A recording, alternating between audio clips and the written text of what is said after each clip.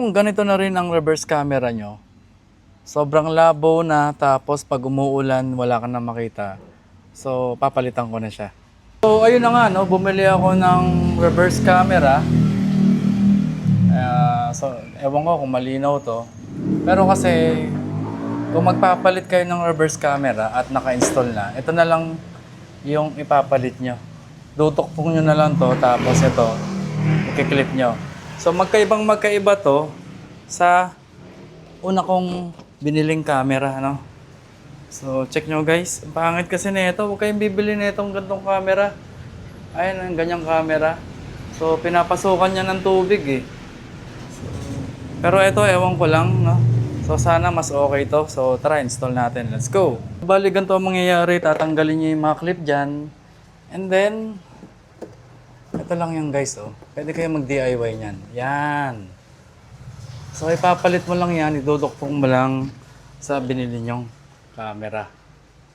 Tapos, unscrew lang to na luma. Ayan, oh. Makita nyo, kinakalawang na.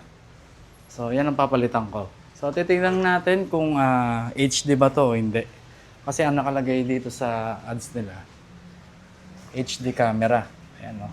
So check natin, no, guys. Review natin tong product na to. Alright. So ayan, no, tinanggal ko muna yung luma. Tapos tinesting ko muna. So check natin kung nagana siya ng maayos. Ayan, no. Ayun, mas malinaw to, guys. No? Ayan, no? Mayroon pa siyang mga guhit-guhit. So, ayan, no? So, kabit na natin to. Okay, so na-install ko na yung bagong reverse camera. Check natin. So, ayan siya, no? Linaw. Buksan ko yung park light. Ayun, no? So, sobrang linaw to. So sana lang pag umulan di siya pasukan ng tubig. Yung isa kasi pinapasok kaya hindi ko siya recommended. So ayan, no. Okay. So tingnan natin sa likod. Ayan, no. So ayan siya.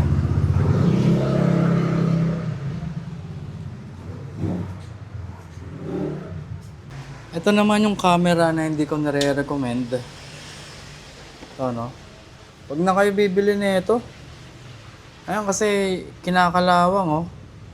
Kinalawang yung ano ko doon. So at least ito plastic. Ito plastic to eh.